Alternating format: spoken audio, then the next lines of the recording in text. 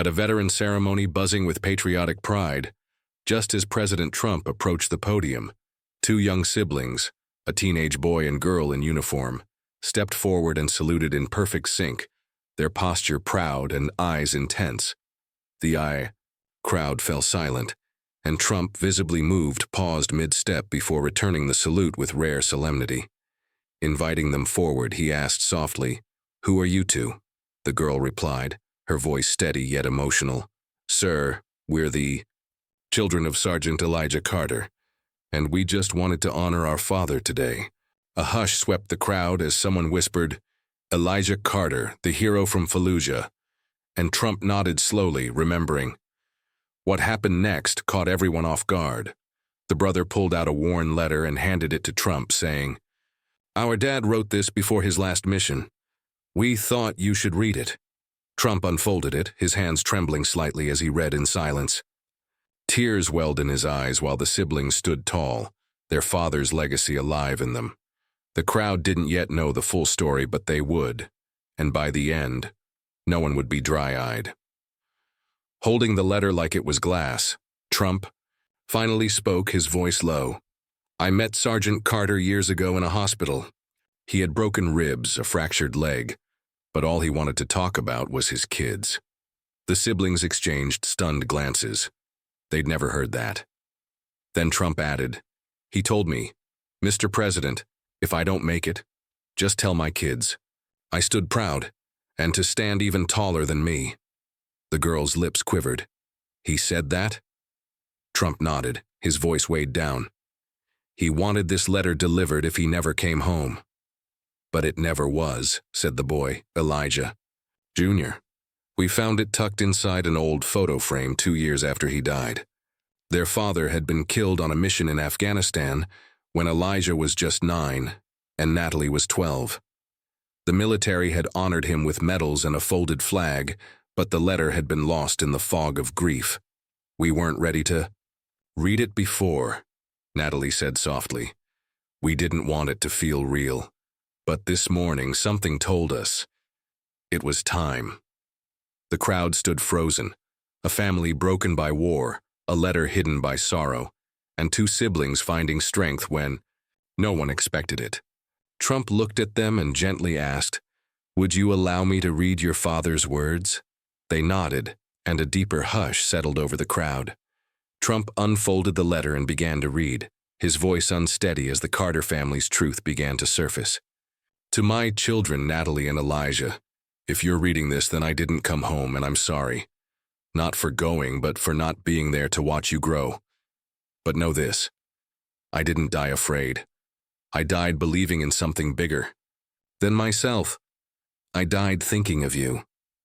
Natalie gripped her brother's hand, her lips trembling but her posture unshaken.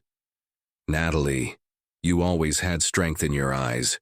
You questioned everything, and I loved that. Don't lose that fire. Elijah, my boy, you were small when I left, but I see the man you're becoming in my dreams. Be better than me, not just brave, but kind." The crowd remained silent. No coughs, no camera clicks, only quiet tears, as Trump continued. "This uniform I wear, it's just fabric. The real honor lies in what we protect, love, family, freedom. I hope you wear yours someday, not because I did, but because it's right." Natalie's uniform caught the sunlight, almost glowing. She had joined the Air Force at 18. Elijah, now 16, was enrolled in a youth military prep program. Their paths were shaped by a father they barely got to say goodbye to. Trump folded the letter, visibly moved. "Sergeant Carter wasn't just a soldier," he said. "He was a father who never stopped fighting, even after he was gone." He returned the letter with a salute, and though the siblings stood still, something inside them had shifted. Their father's voice had come back, not as a memory, but as a message. Finally heard. After the ceremony, reporters rushed forward, but Trump instructed they be left alone, unless the family consented. In the car ride home to Ashfield, Georgia, Natalie stared at the letter again. She'd read it a dozen times, every word etched into her heart. "I thought reading it would make me feel better," she whispered.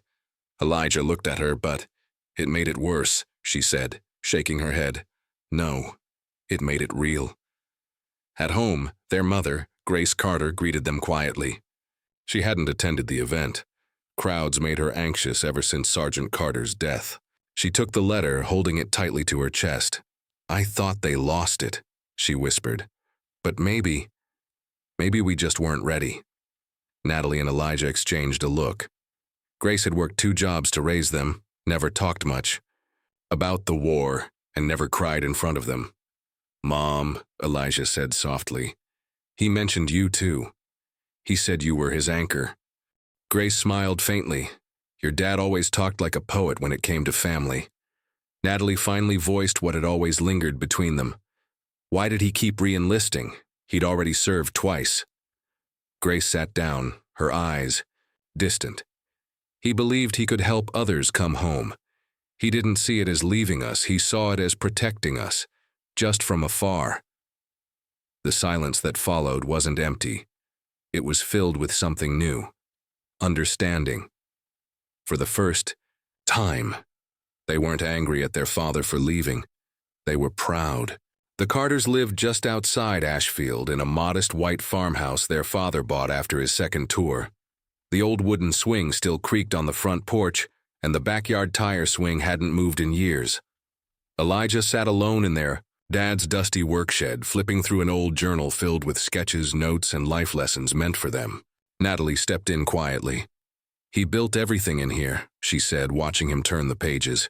I didn't even know he liked writing, Elijah replied, pointing to one note. If you can hold a hammer, you can build peace. Natalie smiled. That's Dad. They found a childlike drawing, stick figures of their family, a flag in the corner, and a dog they never got. He was planning for a future we didn't even see coming, Natalie whispered. That night, the 3 of them sat on the porch together. Grace finally shared stories from the early days, how Elijah Sr. fixed bikes for neighbor kids and taught them to salute with broomsticks. He just wanted you both to live without fear, she said softly. She said, he just didn't know how to stop serving others. That night, Natalie dreamt of her father sitting silently on the porch, smiling. He didn't speak, but somehow he didn't need to. The next morning, she turned to Elijah and said, we should do something. We can't let his words die in a letter. Elijah nodded. But what can we do? Natalie glanced at the shed, the journals, the drawings. Let's show the world who Elijah Carter really was. They spread their father's notes across the dining table like a blueprint. Stories, life lessons, even invention sketches. He wanted us to be kids, Elijah whispered, but maybe now's the time to share it. Their plan, build a leadership camp for kids from military families, especially those who'd lost someone. We'll call it Camp Carter, Natalie said. Their mother hesitated. Money, time, what if no one came? Natalie stood tall. Dad never let fear stop him, neither will we. That night, they launched a crowdfunding page with photos of the journal, the letter, and the moment president. Trump saluted them. They expected a few donations. By morning, they had thousands. Camp Carter had just begun. Camp Carter's story had gone viral. News anchors quoted Sergeant Carter's letter on national television. Celebrities shared the fundraiser, veterans donated, and schools reached out to volunteer. President Trump tweeted, Sergeant Elijah Carter's legacy lives on. I support Camp Carter with my full heart. A private donor pledged $250,000. Overwhelmed, Natalie whispered, I thought we were just 2 kids saluting our dad. Elijah smiled, now the world saluting him back. Their backyard turned into a planning hub. Volunteers offered nearby land, and a local architect used Carter's journal sketches to design the camp. Still, the grief lingered. Elijah confessed, part of me still wishes he was here, telling bad jokes and yelling at the lawnmower. Natalie placed a hand on his shoulder. All of this, is how we keep him here. And in that quiet Georgia night, it felt like Sergeant Carter was still with them. Weeks later, dozens gathered on a grassy hill outside Ashfield. Trump didn't attend in person, but sent a White House representative with a personalized plaque honoring Carter's legacy. Natalie and Elijah turned the soil with golden shovels as their mother stood behind them, holding the folded flag once, given at Sergeant Carter's funeral. The crowd cheered and cameras flashed, but the siblings stayed focused, not on attention but on belief, that healing could grow from pain and purpose could rise from loss. They placed a wooden sign in the ground, Camp Carter, built on honor, guided by love. Construction started quickly. Trailers arrived, foundations were poured, trees cleared. Natalie designed a quiet room inspired by their dad's shed, filled with photos, journals, and benches where kids could write letters to loved ones. Elijah had just one rule. Every building must have windows, so light was always visible. Camp Carter wasn't just being built from the ground, it was taking root in hearts nationwide. 3 months later, its gates opened to 32 kids. Some had lost a parent in service. Others carried silent burdens of military life. Natalie, now an official. Natalie, an Air Force officer on leave, led the morning flag ceremonies and taught leadership lessons, while Elijah ran confidence-building games and music sessions in the barn. One boy, Ryan, 10, who wouldn't speak, the first 2 days after losing his father in Syria, silently stared at the flag.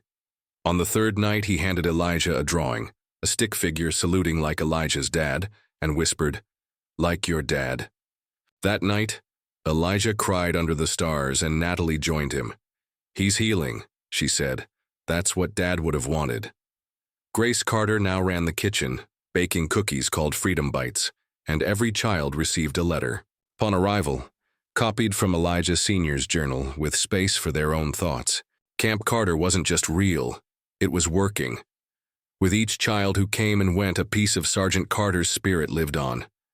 Just as the camp found its rhythm, a letter arrived from the Department of Defense, raising questions about the camp's operations. Was it properly licensed? Were mental health? Questions from the Department of Defense about mental health support and licensing felt like a dark cloud over an otherwise clear sky. Natalie took charge, saying, "Let's not panic, let's prepare." They invited certified therapists, partnered with local schools, and brought in retired officers to mentor the kids. Then came an unexpected twist. Trump's team reached out, offering to officially endorse Camp Carter as a pilot program. But that meant stricter inspections and more public attention. Grace hesitated, saying, "We started this for Elijah, not politics." Natalie nodded but replied, "If it helps more kids, it's worth it." They agreed, unaware of what was coming next. On an ordinary Wednesday at Camp Carter, while kids were doing obstacle courses and learning first aid, a helicopter landed nearby. Secret Service agents stepped out, followed by President Donald J. Trump. The camp fell silent in awe. Elijah whispered, "No way." Trump walked straight toward them, holding something wrapped in cloth. He shook Grace's hand, hugged. Natalie and Elijah, then in front of all the campers, unveiled the gift. A bronze statue of Sergeant Elijah Carter saluting. "He was a father, a fighter, and a friend to America," Trump said. "Camp Carter ensures he's never forgotten." The statue was placed at the camp's entrance where every camper passed with respect and a quiet salute. That night, Natalie spoke at the campfire, taking a deep breath as she looked at the young faces lit by flames. "I joined the military to find my father, not physically but spiritually. I wanted to understand why he chose service over safety, why he left and never came back." She paused, emotion rising. "Now I see he never really left. He's here in all of you, in every brave choice, every act of kindness, every moment you feel afraid but move forward anyway." Silence, then applause. One by one, kids shared stories of their lost loved ones. Tears fell, but no one felt alone anymore. Natalie realized her father's legacy wasn't his medals. It was the courage he inspired in others. At 2 a.m., Grace woke to smoke. The barn was on fire, the heart of Camp Carter, where kids painted, played, cried, and healed. Volunteers rushed with hoses as flames raged. By morning, the barn was gone. Elijah was devastated. "Dad, we built everything. Yet somehow we failed him, Natalie said quietly. She bent down and picked up a charred piece of the journal that had survived the fire. It read, "If something breaks, rebuild it stronger." Holding it up, she whispered, "He's still talking to us." Donations poured in. Volunteers doubled, and even Trump sent a new check. In just 7 days, the barn was rebuilt, twice the size, made with flame-resistant materials and equipped with an emergency alarm. From the ashes, Camp Carter rose, stronger than before. One day, Ryan, the once silent camper, came to Elijah with a sealed envelope. "I wrote to my dad," he said softly. "Can we put it in your dad's quiet room?" Elijah nodded, tears welling up. Ryan placed the letter on the shelf next to Sergeant Carter's. It read, "Dear Dad, I miss you, but I'm okay now. I have a new place and a new hero, too. His name is Sergeant Carter." Elijah told Natalie later, "I think Dad just gained another son." 1 month later at the White House, Natalie and Elijah were awarded the Presidential Medal for Civic Service as a tribute to their father's enduring legacy. Trump placed the medal around Natalie's neck and whispered, "You didn't just build a camp, you built hope." When Elijah received his medal, he looked up at the crowd and said, "My dad taught me to salute, but my sister taught me to lead." The room erupted in applause, while Grace, seated in the front row, wept quietly. This was the proudest moment of her life. Each summer, Camp Carter ended with a graduation where kids walked across a wooden stage and received a badge reading, "Courage, Honor, Carter." Ryan gave a speech. "I came here scared. I'm leaving as a leader." Parents wept. Volunteers applauded. Camp Carter had done more than heal. It had transformed. Elijah looked at Natalie and said, "We made him proud." She smiled. "No, we made him proud." That fall, Grace found one last letter from Elijah Sr., hidden in an old Bible, addressed, "To my wife." Reading it aloud, she shared his hopes that their children would carry his fire and grace, not for war, but for peace. The camp wept together. Camp Carter grew, opening locations in Texas and North Carolina. Natalie spoke at military schools. Elijah began writing their story, and their family's salute was etched into a memorial wall in Washington, D.C. Every camper now leaves a letter in the quiet room, letters to moms, dads, sisters, heroes, all beginning with, "Dear Dad, I finally understand." Years later, Natalie, now a commander, stood beside Elijah at a new Camp Carter dedication. Thousands gathered, veterans, families, survivors, and 100 children raised their hands in salute, just like Elijah and Natalie once did. As the national anthem played, Natalie whispered to the sky, "We did it, Dad." And for a moment the wind carried the sound of a distant salute.